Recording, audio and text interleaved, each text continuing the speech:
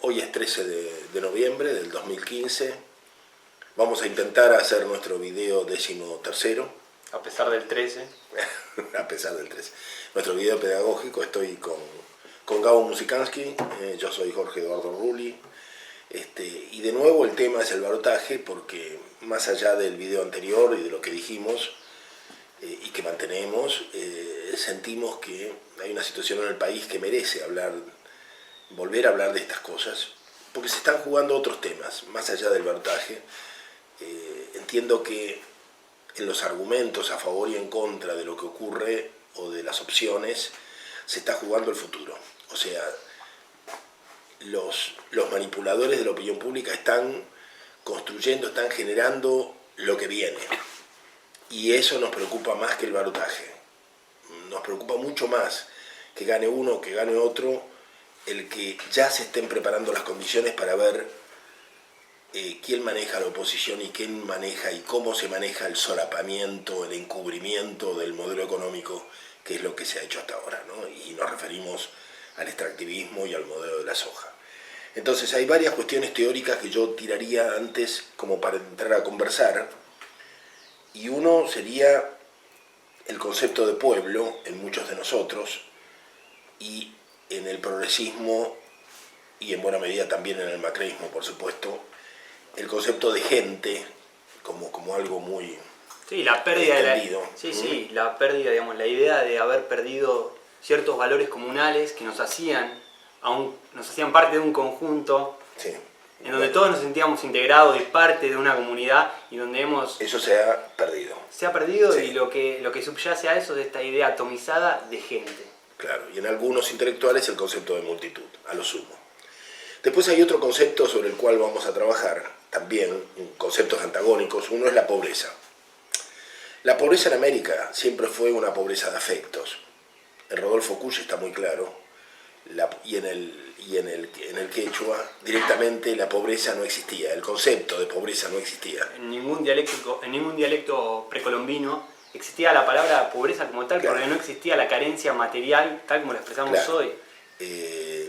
Y queríamos recordar, primero, en el cristianismo antiguo, el concepto evangélico es de que todos somos pobres, y también quisiera recordar que para los viejos anarquistas, que son los que en buena medida generaron el movimiento obrero en la Argentina, que son nuestros padres y nuestros abuelos, era un orgullo ser pobre. Y cuando uno se preguntaba si eran pobres, ellos decían pobres pero honestos, porque ser rico indicaba una culpabilidad, indicaba haber jodido a otros. Difícil encontrar un rico que... ¿Eh?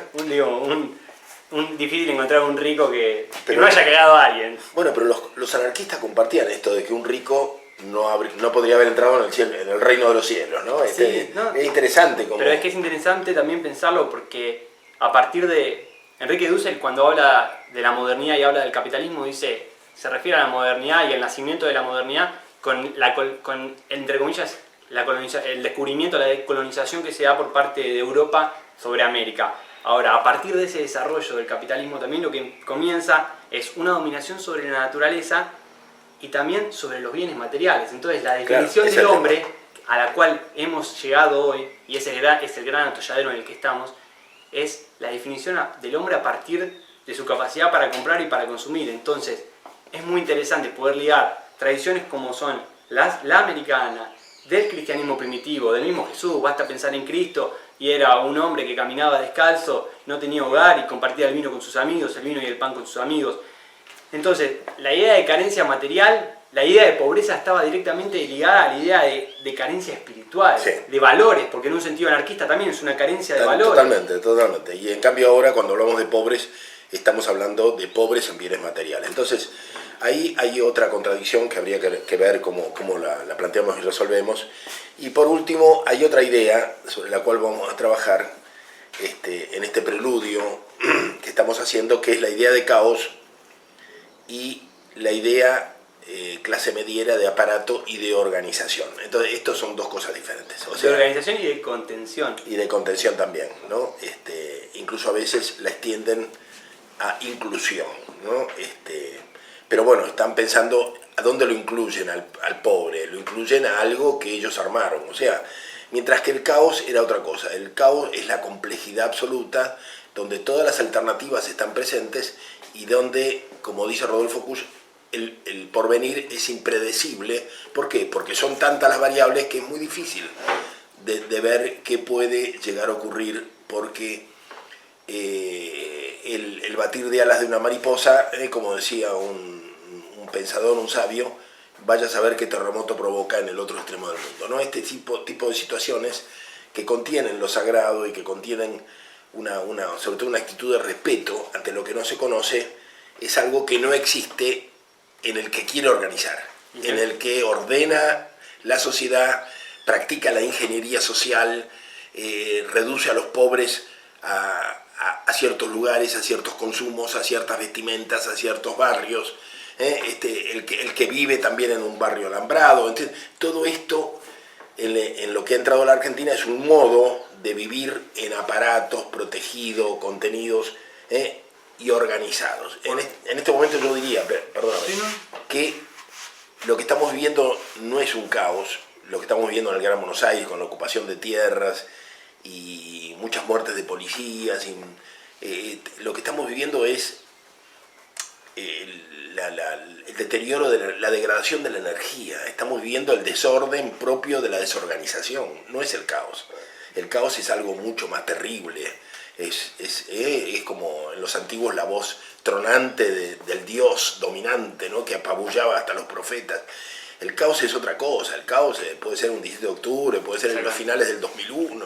Es que el caos entendido como siguiendo la línea de lo que vos estás planteando, retomando a Rodolfo Kusch, el caos como un elemento creador. Claro, tiene elementos creadores dentro. Del caos surge lo creativo. Digo, y para no tampoco sonar apocalípticos o tronadores de una realidad que nos desborda y nos supera, hoy también un orden caótico podría representar reconvertirnos y recomenzar de vuelta, uniéndonos con antagonismos que hoy somos incapaces de entablar relaciones. Digo, porque pensaba al principio de lo que vos planteabas con el balotaje. El balotaje nos ha dividido en un lugar donde nos han convidado a entrar en una lógica posibilista de la cual nosotros no tenemos que entrar independientemente de a quién votemos. Entonces, estaba pensando, se me cruzaba por la cabeza pensar, bueno, una idea caótica también puede ser corrernos de esas lógicas, de esas matrices que se nos imponen. Esto al margen de quien vote cada uno. No, independientemente. Claro. Y podamos reencontrarnos para forjar una conciencia nacional, una conciencia común que nos permita alumbrar algo distinto. Digo, sin irme tan lejos, pido disculpas, me enredé. En realidad estás exponiendo el objetivo de este video. No, adelante. Que es bueno, pero vamos al video mismo. El concepto de pueblo, por ejemplo, en los 10 años de gobierno del 45 al 55, hubo un concepto de pueblo muy particular cuyas consecuencias podemos describirlas, ¿no? Lo que quedó es una sociedad sólida, de una clase obrera organizada, 6 millones de afiliados de la CGT, una clase obrera orgullosa de vestir su ropa de trabajo, su casco, o sea, salir con la muchacha amada, incluso con la ropa de trabajo, porque era un orgullo, y un orgullo pertenecer al sindicato. Los barrios organizados, las cooperativas escolares donde los padres participaban, una sociedad que al final, es verdad, en los 50 terminó desgarrándose, pero más allá del desgarramiento entre los que ponían la bandera en los balcones y los que no las ponían, el barrio no perdió un espíritu de comunidad que incluso permitió que muchos alentaran la esperanza de alcanzar lo que se llamó una comunidad organizada. Esto, yo creo que en buena medida, 10 años fueron la consecuencia de un concepto de la pobreza, de un modo de estar en la pobreza, un modo de sentirse pobres, un modo de compartir con los otros. Veamos qué pasó aquí. 12 años de kirchnerismo. Lo tenemos aquí, en esta zona donde estamos nosotros hablando, cercano, en Merlo, en Eduardo, en Ferrari, en Libertad. Las ocupaciones de tierra, en una sociedad totalmente atomizada, las casas enrejadas, donde el principal enemigo siempre es el vecino, enemigo potencial, quiero decir, ¿no? Donde la gente vive armada, vive precaviéndose, el futuro es incierto, es decir, aquel sentimiento de movilización social y aquel hecho de la movilidad social de pasar de obrero, de inmigrante pobre a clase media, de clase media a clase media alta, eso se ha perdido totalmente, ¿no? Porque lo que se ha perdido tal vez también es la dignidad, porque cuando vos hablabas de esos primeros 10 años, parece que lo que podríamos simplificarlo era también desde el concepto que significaba la dignidad de ser parte de un proyecto, de ser parte de un país, de ser parte de una comunidad, y que es lo que en estos 10 años fundamentalmente se ha perdido, digo, en una sociedad hiperatomizada, que ha heredado de este gobierno también, para ser justos, pero se ha profundizado en un consumo bestial, donde la felicidad pareciera que llegara en cuotas, en donde lo que se ha profundizado son la pérdida de todos los lazos sociales, donde el enemigo es el potencial vecino siempre. Y me podrán decir, antes también sucedía, bueno, pero nunca como en estos años, y se ha potenciado eso, los countries, los barrios cerrados, la comida chatarra y la pérdida de los resortes y los valores que nos hacían dentro de todo vivir en una comunidad. Me parece que hoy podríamos simplificar nuestra sociedad argentina como un rejunte de individualidades. Y eso es producto también de las políticas del mal gobierno que se ha llevado en estos últimos 12 años, de los cuales hay responsabilidades que son inexpulgables. No se pueden deslindar de las responsabilidades de estos últimos 12 años. Y que hoy nos estemos debatiendo entre que Mauricio Macri puede llegar a ser el próximo presidente de la Nación Argentina, lejos de espantarnos, nos tiene que servir como ejemplo de decir, bueno, definitivamente es el espejo de la clase política que nos ha venido gobernando en estos últimos 12 años. Por eso, bueno, comenzamos hablando del concepto de pobreza, o sea, y el concepto de sociedad, la falta de concepto pueblo y el concepto de gente. O sea, a lo largo de estos 12 años nos han hablado de una sumatoria de minorías que tienen derechos. Ahora, ¿y esas minorías qué son? Son sexuales, son étnicas, pero son minorías. Entonces, está bien, parece que está bien, uno lo acepta, pero después piensa, pero entonces ¿qué somos? ¿Un mosaico? ¿Una sumatoria de minorías? Ser pueblo era otra cosa. No es solamente una sumatoria, y este es el problema. ¿A dónde llegamos con la sumatoria? Bueno, con esta sociedad que es una sumatoria de minorías, hemos llegado a esto, ¿no? A hombres que los vemos espiritualmente aniquilados, que viven para el consumo, que dependen de la tarjeta y del celular, y una sociedad al borde del colapso, que es lo que estamos viviendo en el Gran Buenos Aires, particularmente en la zona de Merlo, Moreno y La Matanza. Estamos al borde del colapso y esto se va a ir agudizando cada día, ¿no? Me preocupa que muchos sectores medios que viven en departamentos en Buenos Aires no puedan compartir esta desazón con aquellos que vivimos en el conurbano. Lo he hablado con muchos amigos y me doy cuenta que para ellos entender, cuando yo hablo de colapso en los conurbanos, no entienden de qué hablamos, ¿no? Sería bueno que conozcan mejor la Argentina y que viajen un poco en los trenes cargados, donde el olor a marihuana o a porro o a paco hace insoportable estar, el apretujamiento, el hacinamiento en las barriadas. Sería bueno que conozcan qué está pasando en la Argentina y que se pregunten por qué familias enteras de indigentes que viven de los planes sociales también han votado a Macri en las anteriores elecciones. Algo, por lo menos para interrogarse, ¿no? ¿Qué es lo que están haciendo? ¿Qué es lo que está pasando en este país? Bueno. Y también para interrogarse, porque vos planteabas algo, digamos, esta pérdida, este aniquilamiento de nuestra sociedad, donde se han vaciado todos los valores espirituales, también conlleva algo muy perverso que ha hecho el progresismo, que tiene que ver con una dinámica de la dominación.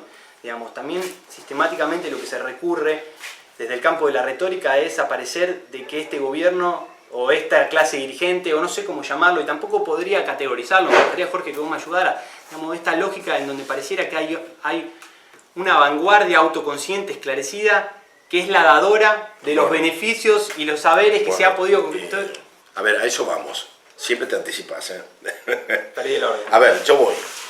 Lo que quería desarrollar es la idea de que el desafío no sería a quién votar el 22.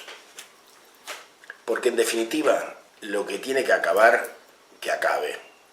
Y lo que tiene que empezar, y no sabemos para qué, porque es impredecible, si tiene que empezar, que empiece. Pero digamos, lo que es evidente que hay una etapa que termina. Y entonces, y que ocurra lo que Dios quiera. Pero el tema es que no sumemos atomización a la atomización.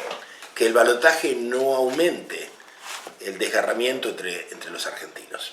Esta es la idea. Y me parece que el problema entonces no es a quién votamos, sino que el desafío es que el esquema de poder que alguna vez pergeñó Néstor Kirchner, que fue hacer de Macri su enemigo, porque él lo eligió. Él le permitió ganar Buenos Aires, dividiendo las propias fuerzas, porque pensó que necesitaba un espejo con el cual medirse, y eligió al que consideraba más boludo. Al Chirolita. Claro, buscó el enemigo buscado para crecer con las propias fuerzas. Y le acercó fuerzas a su vez, porque ellos se jactan de haber acercado a Durán Barba, se jactaban, hasta hace 2 o 3 meses, se jactaban de haberlo ayudado a crecer porque lo necesitaban. Entonces me parece que en ese esquema de poder, de culto al poder, la idea de un progresismo en el gobierno y un macrismo en la oposición fue lo que se buscó. El problema que estamos ahora, el desafío, sería que el esquema se invierta y que tengamos el macrismo en el gobierno y el progresismo en la oposición. Pero la continuidad es evidente y el solapamiento, la invisibilidad del verdadero modelo económico que se está protegiendo continuaría. Esto es lo que a mí me preocupa, lo que al GRR tendría que preocuparle, que sigamos sin hablar de la soja, sin hablar del extractivismo, sin hablar del fracking, o sea, y se ve ya en los candidatos a ser altos funcionarios la continuidad de una política, la continuidad de las mismas empresas. Es decir, esto realmente es preocupante. Es decir, que el esquema urdido para ocultar el modelo de los agronegocios y de la sojización se invierta pero siga persistiendo.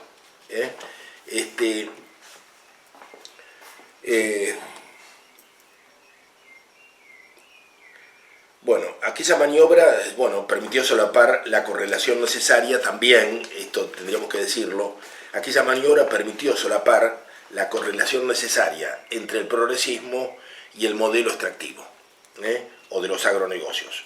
¿Por qué? Porque el macrismo tampoco habla del tema. Entonces, el macrismo hasta ahora le permitió al progresismo ocultar que ellos eran el correlato necesario y funcional al modelo de la soja. Porque las críticas, ¿cuáles son? Que hay que administrarlo mejor, que hay que administrar mejor el modelo. El macrismo a lo mejor levanta las retenciones al trigo, lo cual sería inteligente, pero eso no cambia el modelo. El modelo de la sojización es el que asiste a estas políticas de los derechos humanos, a esta política del progresismo, de las fuerzas productivas que en realidad terminan en crecimiento, etc. Y entonces a mí me parece, y para ir terminando con este modelo, lo que habría que preocuparse es, o por lo que tendríamos que preguntarnos es, ¿qué está pasando con los sectores medios argentinos que han elegido, que han optado entre unos y otros? ¿Qué está pasando? Porque que sea kirchnerismo-macrismo o macrismo-kirchnerismo nos indica de que hay, por el parecido de los candidatos y por la similitud de intereses que se están jugando, acá hay cuestiones en los sectores medios que no están resueltos y que es donde nosotros deberíamos operar. Y en este sentido, yo creo que, y más allá de los intereses particulares que haya, porque si no nos equivocamos y pensamos que todo tiene que ver con los contratos o con ser sojero o con ser exportador, creo que hay otras cosas, estamos hablando de otras cosas que superan los intereses personales. Creo que hay una adhesión a la modernidad tardía que tenemos que reconocer. Hay una adhesión en los sectores medios argentinos a la modernidad tardía. Hay un enamoramiento de las fuerzas productivas que comparten muchos marxistas. Hay una idea de progreso que nos viene de los abuelos, quizá, que nos viene de Europa, evidentemente, pero que no somos capaces de cuestionarla ni siquiera ante la crisis del cambio climático, la crisis ambiental. No somos capaces de cuestionarla. Seguimos con esa idea movilizadora, motorizadora. Tenemos los criterios de izquierdas y derechas.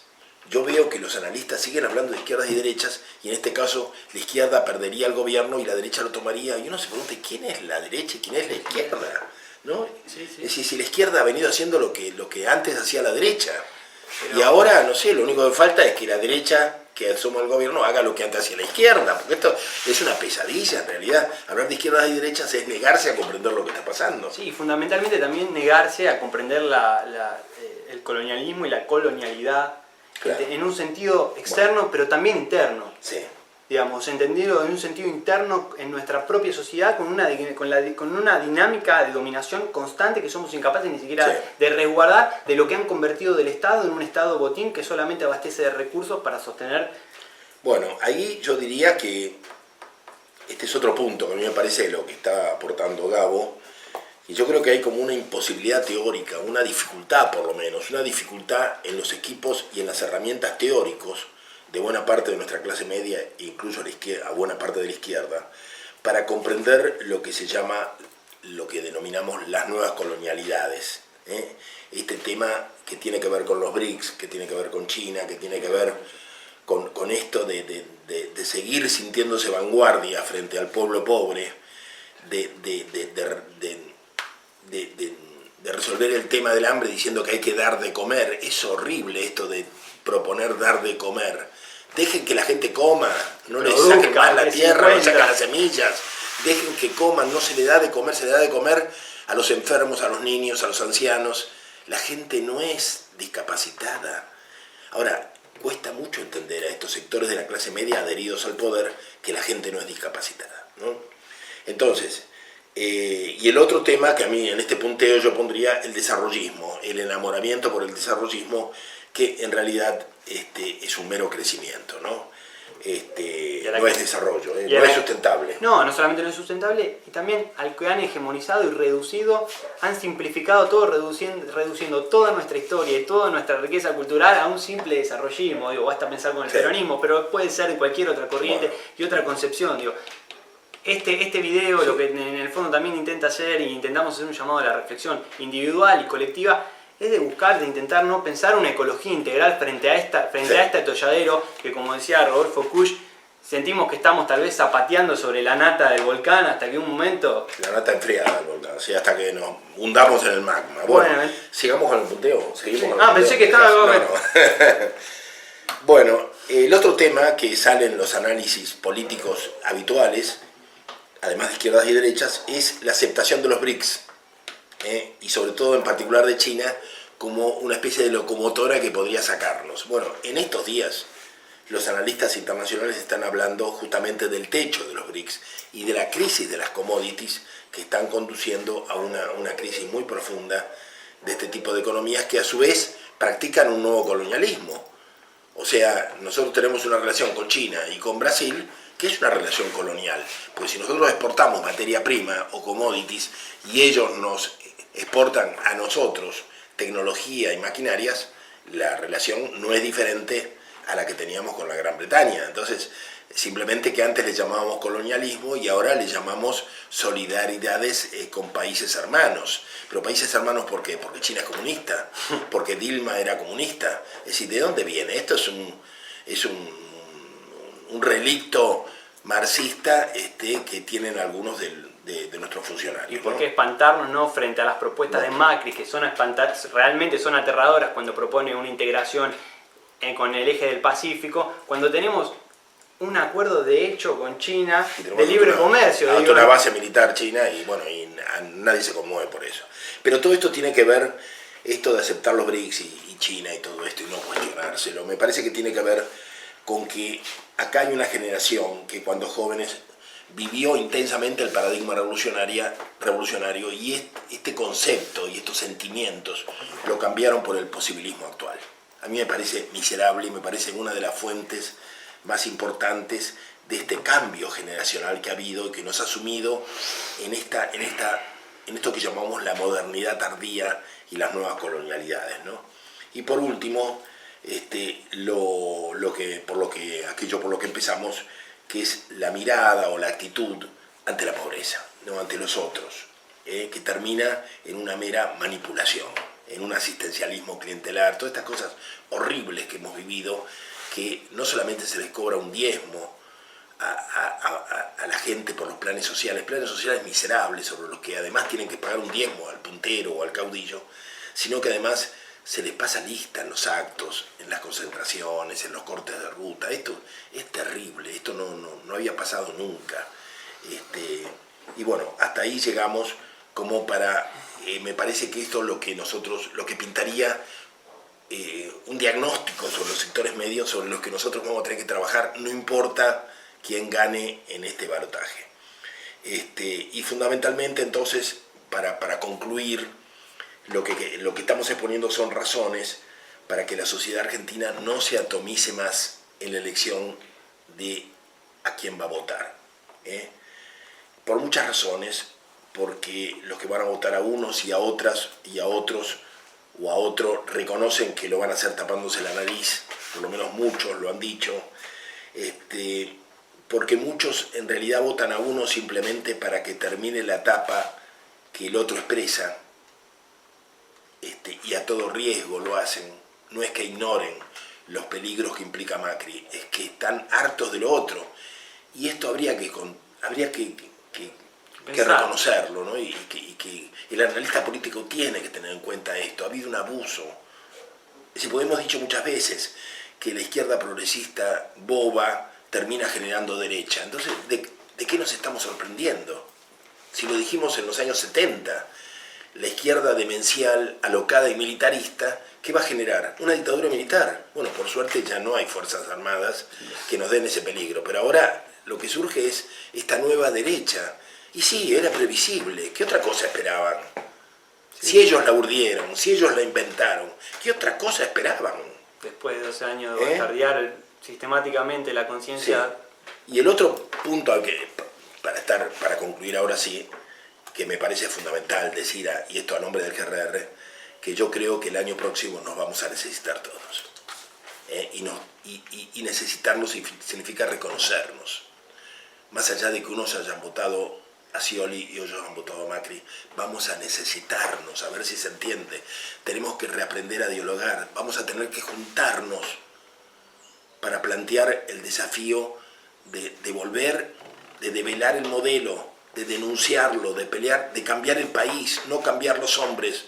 No queremos cambiar el collar al perro, queremos cambiar el perro. Y para esto, por favor, no nos dividamos más. Voten a quien quieran, pero traten de preservarse interiormente, porque la pelea empieza el 23. Gracias.